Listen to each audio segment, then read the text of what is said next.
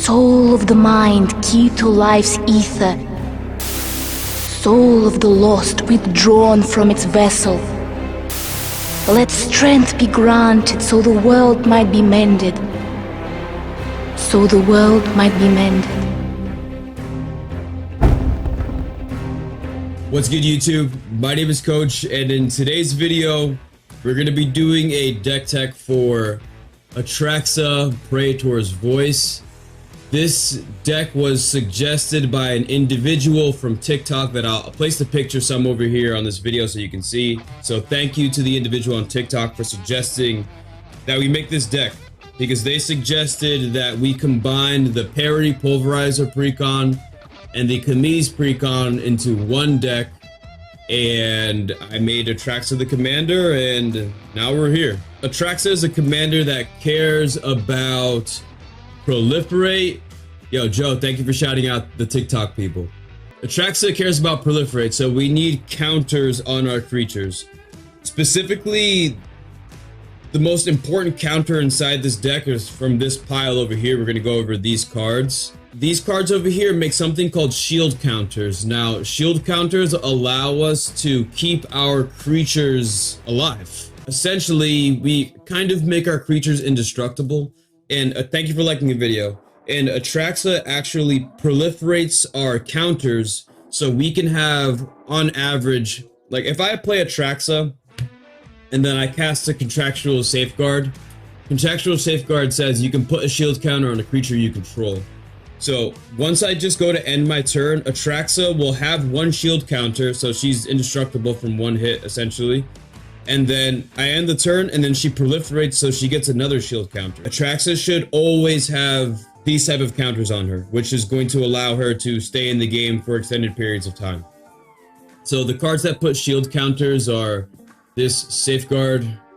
We have Denry Klin and Family's Favor, Agent's Toolkit, Boon of Safety, and a Broker's Veteran, and a Shield Broker as well. So there probably are more cards that create shield counters, but that's all we got for now. We can continue to upgrade this deck in the future. Thank you for liking the video. I just saw that. Once we have the shield counters on our creatures, we're going to then have to either, proliferate those counters, and we can proliferate other counters as well. So some of those counters are +1/+1 counters. This Fight Rigging says we put a +1/+1 counter on target creature we control at the beginning of our combat, which I think is great.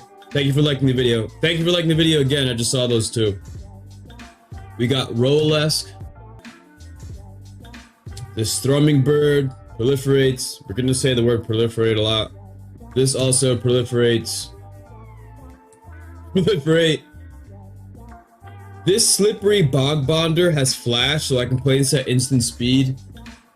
And I put a hexproof counter on a target creature. And then, secretly, which I think is really cool, then move any number of counters from among creatures you control onto that creature. Which I think is low-key, can just turn Atraxa into being just a really big, powerful Voltron. Just keep that in mind. Great card. We have Luminarch Aspirant. We have a Skyship Plunderer. We have Together Forever. Grishkar. Forgotten Ancient. Forgotten Ancient really gets out of hand. We have Aven Courier. Evolution Sage. And that's it for the creatures or cards that give us +1/+1 counters and proliferate. Now, the next pile of cards over here, I'm actually going to leave these two in this pile because, because Atraxa's in 4 colors, it really allows us to play many different legendary creatures. Legendary creatures tend to have powerful abilities because they're legendary creatures, right? We could play out of nowhere. I could forget Atraxa even exists, and this deck should be able to function as if one of these cards was the commander. So that's kind of the focus for these cards over here. This is going to be the Lieutenant section. We have Chemise, which gives a creature unblockable, lets us draw a card, and gives another creature double strike, which with all of our proliferating creatures can really get out of hand. We have Parry the Pulverizer. First of all, parry puts a shield counter on a creature we control, which I think is really clutch. And he also buffs a creature and gives it trample. We have Rafine, which is going to allow us to draw cards. Has Ward 1, which I think is relevant. We got Falco, Spera. Falco lets us play cards off the top of our library. And Falco enters the battlefield with a shield counter on it. And inside this deck, we just want to get shield counters on the board because we have ways to move shield counters from creatures to other creatures. We have Lagrella. Lagrella really acts as just removal, enters the battlefield and exiles creatures, which we can protect Lagrella with shield counters. We have Shabraz. Dude, guys, I really...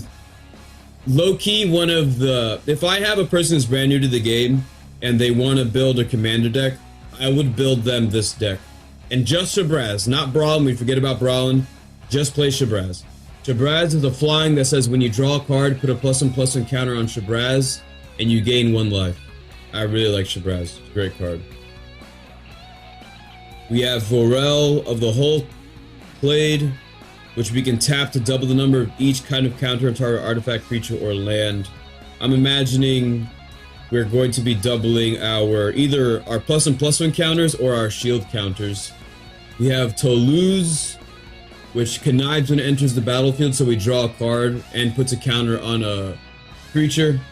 And then if we end up having to discard cards when we draw, because there are some cards that have us do that, we can, if Toulouse goes to the graveyard, we can put those cards back into our hand. Then we have the final one, we have Volrath, the Shape Stealer, which is the only card inside the deck that puts +1/+ or -1/-1 counters on creatures.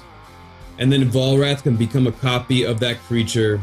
These cards over here are cards that I think are just really secretly good inside the commander deck. We have this Winding Constrictor. Winding Constrictor, more importantly, like when you read this, this says, if one or more counters would be placed on an artifact or creature you control, that many of those counters +1 are placed on that permanent instead. Next card we have here is the Fertilid. Guys, Fertilid in a proliferate deck, you pay 2 mana to remove a counter from this to put a basic land into play. This card just, it ramps so much sometimes, and I really enjoy this card. Next card we have is Resourceful Defense. This says whenever permanent you control leaves the battlefield, if it had counters on it, put those counters from target permanent you control. So like a weak Ozolith here, I think it's pretty cool. And then we can pay 5 mana to move any number of counters from target permanent we control onto another target permanent. Next card we have is the Bant Battle Mage. For 3 mana, we can tap for green to give target creature trampled to the end of turn, or any other target creature flying. This card can end games. This card can win games. We have a Rampant Rejuvenator, talking about cards that ramp and give us mana. This Rampant Rejuvenator here enters the battlefield with 2 counters on it. When this goes to the graveyard, we ramp equal to the number of counters that this has. I would imagine this could get to a 7/7 consistently. When this goes to the graveyard, oh, you want to wipe the board? Fine, I'm going to ramp 7 land. And then we have Herald of Secret Streams, which allows us to give our creatures with counters on them unblockable. That's going to be Atraxa. And the deck list is in the description below, so if you want to take a look at the deck list, you can. If you're new to the channel, remember that you can subscribe. Whenever we end these videos, I always say the same thing. Always remember, eat healthy, work out every single day, and most importantly, you people gotta believe in yourself, alright? Peace out.